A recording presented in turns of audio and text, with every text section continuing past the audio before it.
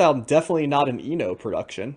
It is it is the 17-year-old LL Cool J. Yeah. 17 years old, Matt. Can you believe it? I actually I did know that because I looked it up. I was curious because I didn't know this album like Mama Said Knock You Out. I remember that album cover and that being on a lot. I didn't really know anything about this. So I was just looking into it. And yeah, from his first album, I did the math and I saw that he was about 17 when Yeah, he recorded this. when Mama Said Knock You Out came out, which I think was 91, he would have been a 23 year old grizzled vet, right? Well, it's So 1990. It says here on Best. It was so a released in 22 1990. year old Yeah. grizzled vet. Yes, so a real old head, as Yeah, they say for that. way pre.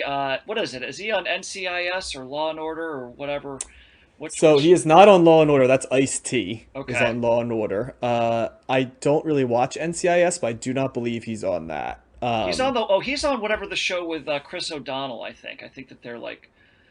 Oh, now I'm gonna have to clean that stack I while don't we're really talking. watch CBS documentaries, so I'm probably the dramas, right? So I can hear Matt furiously pounding away It is on his NCIS. keyboard. He's an Is it? Oh, NCIS Los Angeles and just regular NCIS. how many NCISs are there? I have. There's a ton. I think NCIS Okay, Hawaii. Hawaii. Yeah. Isn't there a whole Chicago ecosystem of How those shows many? too? How many? There's got to be a New York. You're just googling. It's also I can distinctly hear your keyboard in the Yeah. background here, so it sounds like almost like a comical like Yeah. like level like looking up on it. So, Four. There's four that make up the bulk of NCIS: so New York.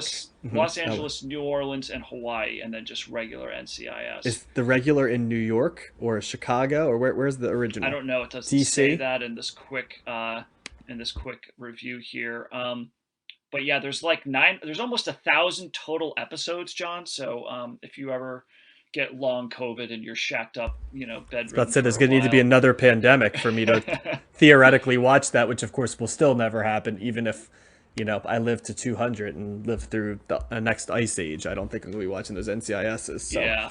well, anyway, we kind of went Anyway. off on a tangent right there. Yeah, so LL Cool J, and that's one thing because it's been a while since Matt and I've done this that you will know is that Matt and I are going to be much more of a freewheeling improv style show. We're just gonna just kick right in at different times. It's going to be much less of a taut structure, I would say. Um, Yeah, so, freewheeling. The so freewheeling Matt and John. exactly, but just like Bob Dylan, except not at all. Yeah. So what's your history, relationship, context for LL Cool J? Well, I will. I'll give you that in a second, but let's just run the numbers so that we can get right into the heart of the Of matter here. Your course. favorite part here. So, Radio by LL Cool J comes in at number 548 in the 1980s on Best Ever Albums, number 48 in 1985, number 3,597 of all time. It is LL Cool J's highest rated album on Best Ever Albums. I did start to look up whether these albums made Rolling Stone, and as I started doing that, I realized none of them made Rolling Stone because if they did, we would have covered them already. So, but LL Cool J is ranked number 1,589 of overall artist rankings on Best Ever Albums. And yeah, so I kind of alluded to this just a few minutes ago. LL Cool J to me, I remember him being kind of a staple on MTV. Certainly with Mama Said Knock You Out, that I remember that being a huge song on the video on MTV a lot.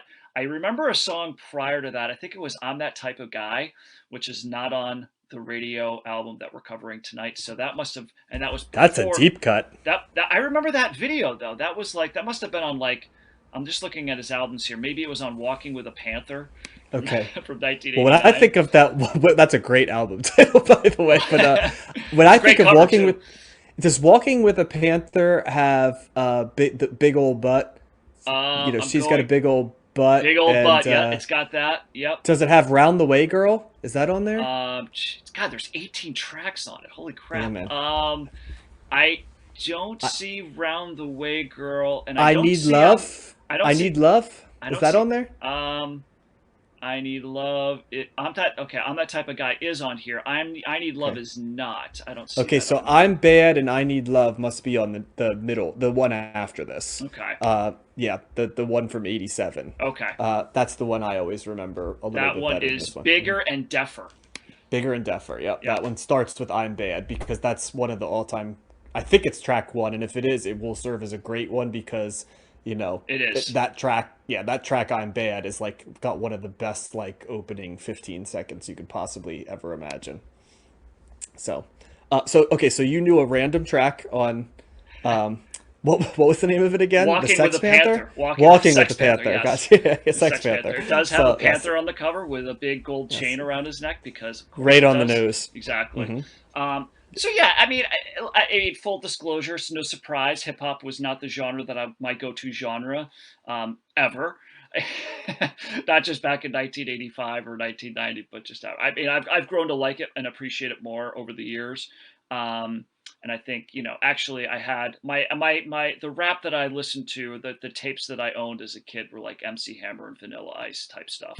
The Fat Boys. So I did I didn't Did own any you? Fat Boys, but I do remember Okay. watching Disorderlies, Oh, and hearing their what is it? They got some pretty impressive beatboxing, the Fat Boys, if I they do. remember I correctly. can't take that away from You them. know, Yep. so Hmm. so yeah, so LL Cool J, I knew that he kind of ran with with Rick Rubin and Def Jam, and I knew he was from New York, but yeah, he then became like an actor, and I remember him. He was in a movie I remember with Michael J. Fox and James Woods called The Hard Way. That was from like I don't know, probably early mid '90s. But yeah, he went on to do like a lot of acting and stuff like that, which we talked about already. So I don't really know a whole lot of LL Cool J, and I didn't know any of the songs on this record. So this was None of pretty. them. I did not. I Wow. recognized parts of songs, like I could see where Rock the Bells. Yeah. I know that title also because that's the name of the old school hip hop channel on Sirius XM radio. So I was like, oh, And like, that tracks. I Um, can't live without my radio. You didn't know that one, huh? I didn't know that one either. Nope. But Wow. I knew that Rock the Bells. I was like, oh, he samples himself in Mama Said Knock You Out because that's like the end of Mama Said Knock You Out. He's sampling Rock the Bells. So I noted like parts like that. I think the Beastie Boys also sampled, part of this album when they did To the Five Boroughs, which is another album that I knew. But yeah, for the most part, I didn't know these songs.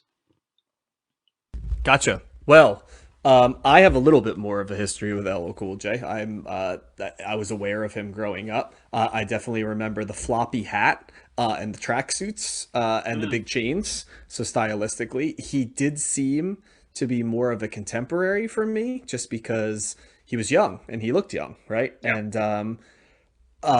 And he had a pretty steady stream of hits that I remember. The two I mentioned on this one, we mentioned, I'm Bad, and Going Back to Cali was I another one remember that I that one. I knew that. remember. Yep. Hmm. Yep, and I Need Love, his big ballad, right? His sensitive He side had ballad. Doing It, but that was later, wasn't it? Oh, that was way later. Yeah, Yeah. that was Doing It was like, so he did Mama Said Knock You Out, right? And then he came back as kind of like the more mature, sexed up LL Cool J, and that's where you get like Loungin' and Doing It and Mm, Hey Lover with Boys to yes, Men, I remember right? that Was one. another Yep. one. Hmm. And so yeah, that was an album that I remember liking, but it was considered a little bit lighter weight in that era. Like Mm, when he almost became like a R&B persona with a rap style, yeah. I guess. And he was already sort of in crossover world at that point.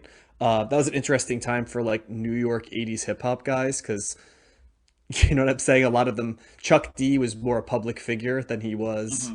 like in hip hop, and LL Cool J was sort of like that. And a lot of those guys were transitioning into pop figures, and whereas the West Coast guys were still looked at that point in time as Mm, active hip hop folks, okay. and LL Cool J was too, but that just was like more of a credibility, I guess, with Dr. Dre and Snoop, like, and the Ice Cube, right, guys that were late '80s, early '90s, than there were maybe with the New York guys who I loved, but New Well, York had sort of been ceded to Biggie and early Jay and was Z, and was yeah. LL Cool J was never considered like in the gangster rap genre, No, no, correct? he Yeah. not gangster rap. No, Yeah. he was still very much of that '80s like braggadocious Hmm. MC, I'd say. Um, Certainly more family friendly than Oh some yeah. of the Oh things yeah. that we're hearing, yeah, later on. And it's funny, even a song called "Doing It" is probably less, in some ways, sexually explicit than almost anything we heard on the NWA Oh yeah. albums, yeah, and stuff like that. So So okay, so that gives us a little bit of a context to where it's at. So let's talk about this album specifically. So you got this kid. He's 17 years old. He's living in his grandparents' house as he's recording this. What are your thoughts? Yeah, this is going back. So it's a it going backwards a little bit, a few years, because this reminds me of more of the or like the early hip hop, right? Not as early as like obviously Grandmaster Flash and the Furious Five, where they were still incorporating like disco, elements as well. This is kind of more along the lines of the Run DMC, early Beastie Boys, records that we have covered already. So it's pretty stripped. It's pretty stripped down. I would say it's minimalistic. It's mostly just beats on drum machines or just various drums, with some uh, other instrumentation or noises or just kind of melodies in the background that kind of enhance some of the songs. So it's yeah, it was kind of it's kind of going back in the time machine a little bit, because we were covering a little bit, rap that was a little bit more, we had done Paul's Boutique, we did Slick Rick. I mean, some of the stuff is there's a lot more stuff happening as far as the production goes. Um, and it just made me realize, I like this stuff fine.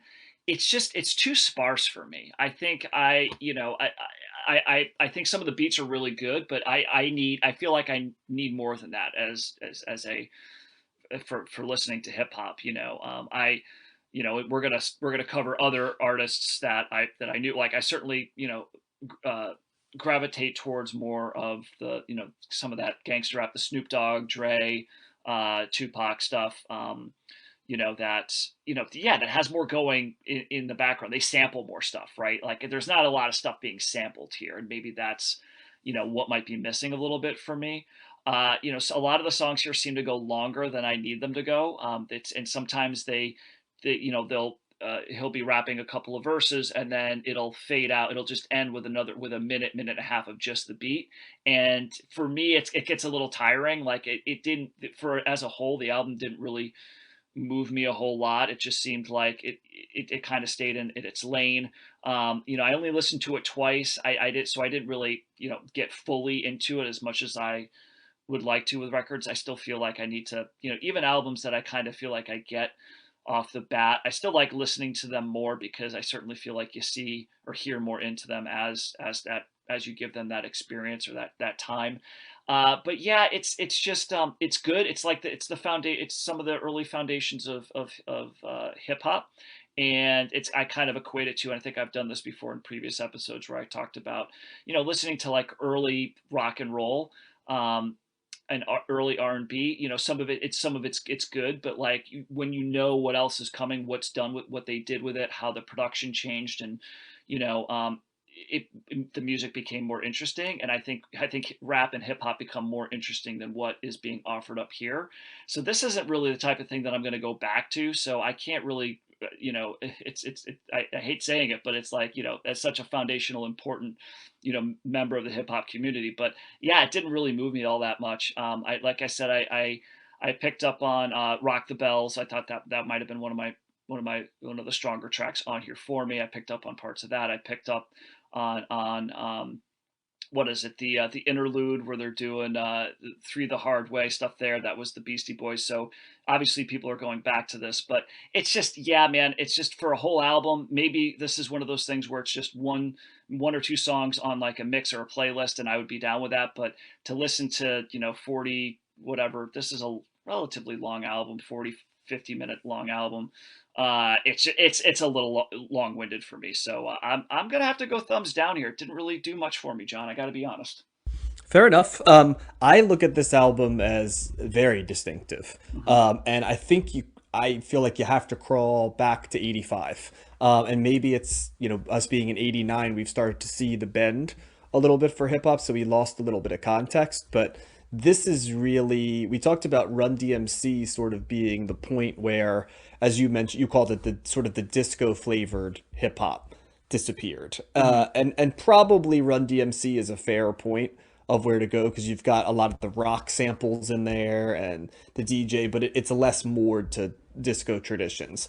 I think the difference with this, even as an evolution from Run DMC, is that LL Cool J is a thoroughly modern flow style rapper. Mm-hmm. You know, he sounds more like the 90s and 2000 style of hip hop, Mm-hmm. which as an MC, whereas, you know, the Beasties and LL Cool J, or excuse me, and Run DMC are still doing sort of that call and response stuff. Like LL Cool J is a solo MC Yeah. with sort of minimalist production, but it's a rough production, and not rough bad, rough like muscular.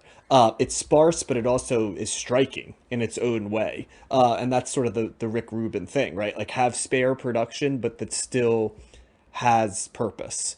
LL Cool J, I mean, this is it's like what you'd expect a 17-year-old to write, right? It's Yeah. like a lot of boasts and stuff. That doesn't mean though it's not good though. It's not, you know, deep social consciousness and stuff, but his flow and his wordplay is at a level that's above many of the hip hop artists up to this point, right? And I mean, there is a charisma in the way that he raps that even in the context of later eras, LL Cool J maintains his charisma and sort of there's like a sexiness to his rapping that doesn't really permeate certainly earlier rap, which is much more it exists in its own world kind of, right? Like in the party, but you just didn't have people sort of effortlessly projecting that level. And Yeah. just in his delivery, his wordplay, his style, the production, this really is, if you go by eras of hip hop,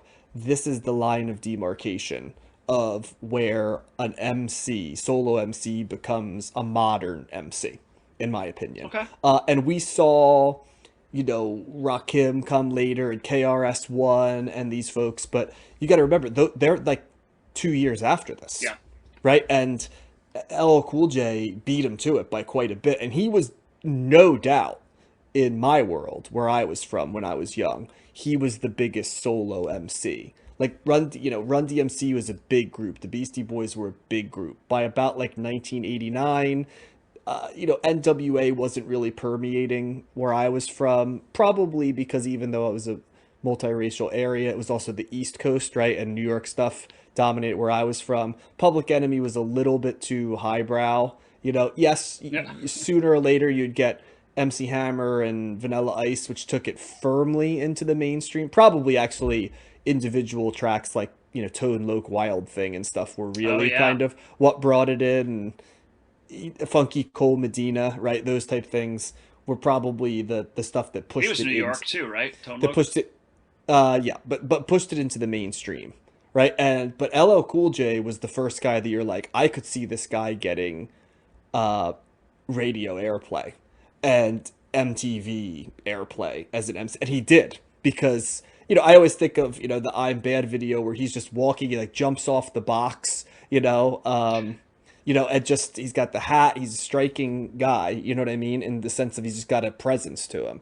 I understand what you're saying, and that compared to what would come later, it may not move you, and probably your entryway into hip hop, right? It has the full context of the 90s and the 2000s and modern hip hop, right? And so it's kind of hard if you're not thinking of it this way to put LL Cool J in context, but I think I'm able to because we've done a pretty good job, I think, of covering a lot of the best hip hop of the 80s, or at least the most important hip hop.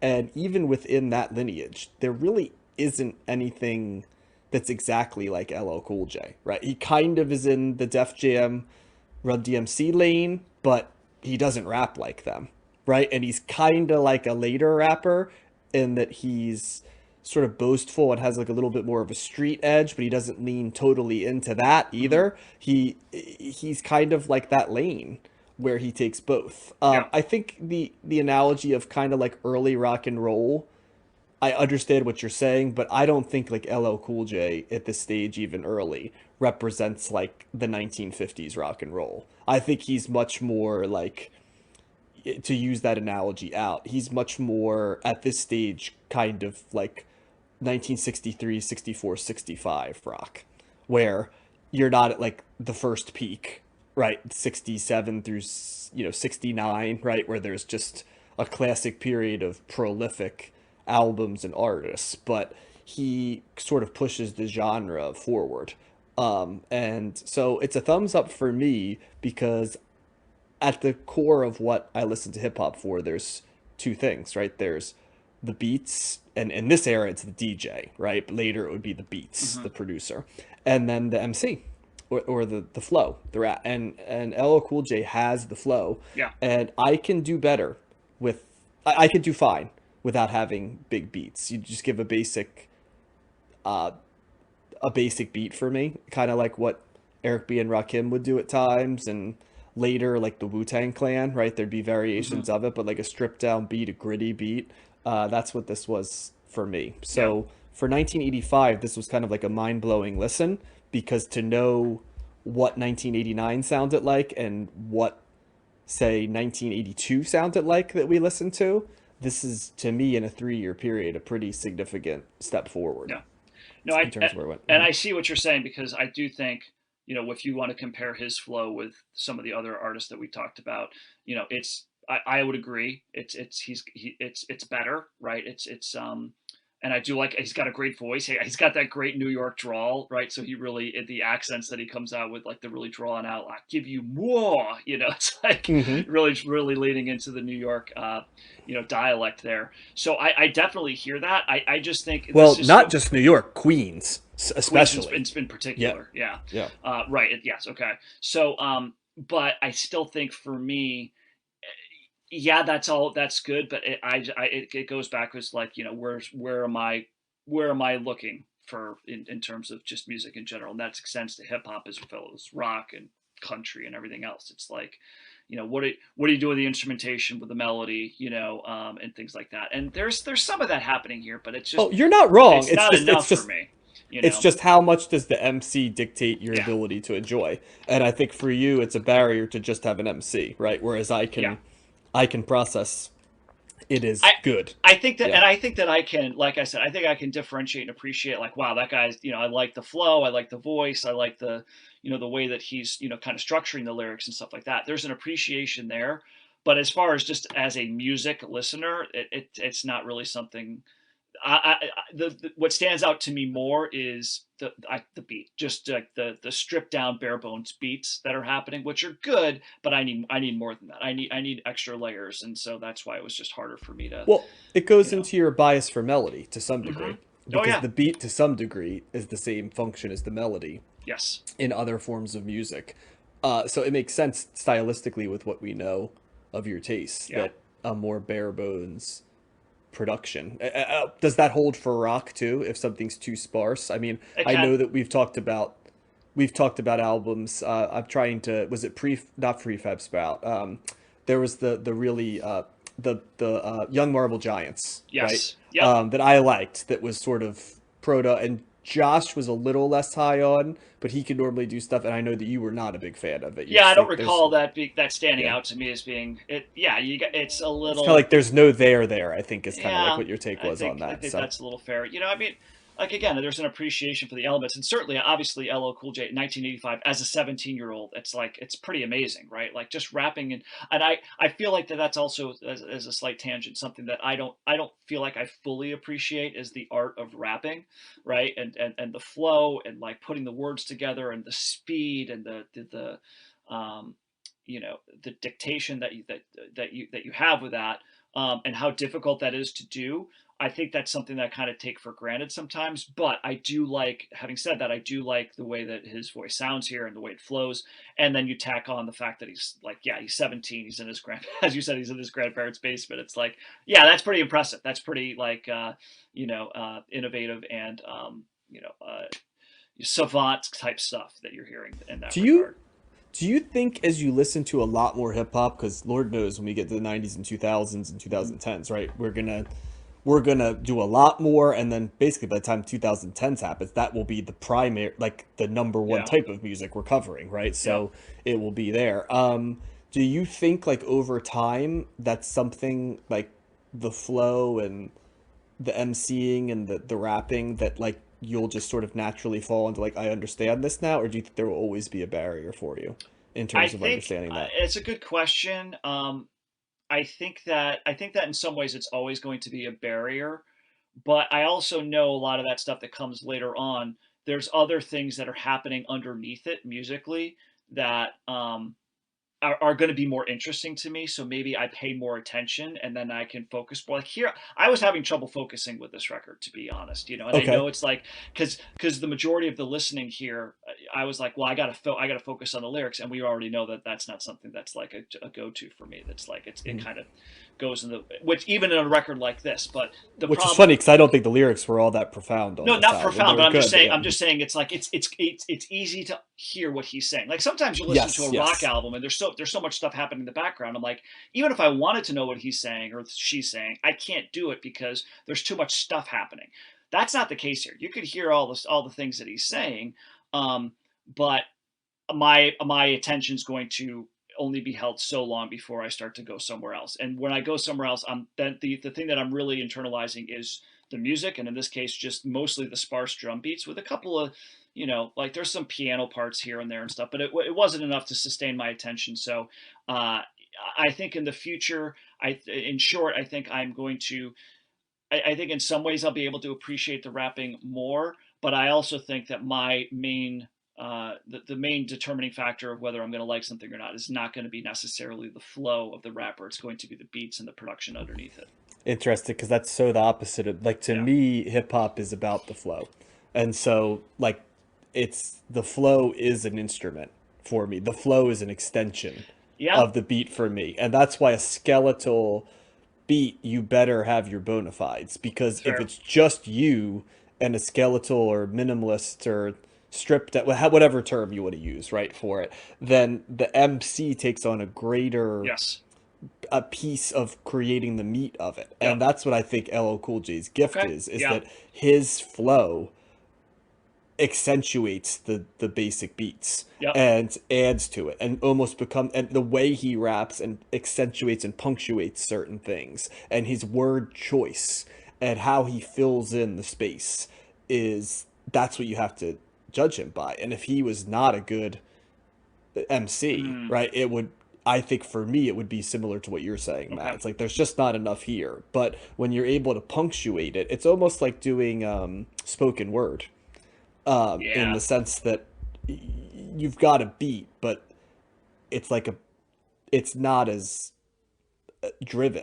By the time 90s hip hop comes, it's a synchronization, right, of Yes. both pieces. And even something like NWA is much more beat reliant, right? Or and certainly the sample based stuff like the Beastie Boys by the time they're at Paul's Hmm. Boutique at Check Your Head and De La Soul, they've got good flow, but the beat is right there with them. Yeah. I think what I always appreciate is, and there still remains skeletal um, beat type hip hop in the 90s. I mentioned Wu-Tang Clan, it comes to mind immediately, right? They're pretty, you know, they've got beats, but they're stripped down beats a little bit. Mob Deep is another one that comes to mind where a lot of it is just you're hearing the flow and that's create punctuating it and it just stands there to be analyzed.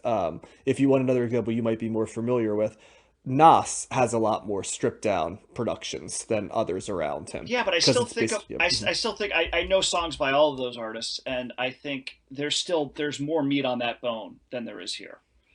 Yes, You yeah. Well, know, this is uniquely, yeah. right? This because this doesn't have the disco, the one beat, but it's a huge beat, right? Yeah, Like, and, yeah, and and I yeah, and I hear what you're saying about all that stuff too, and you're right. Like the talent here is in his rapping, his flow, right? All that stuff, the word choice, all that stuff. his presence, like Right? the Yeah. ability to fill the space. Yes, Yeah, and he does all of that.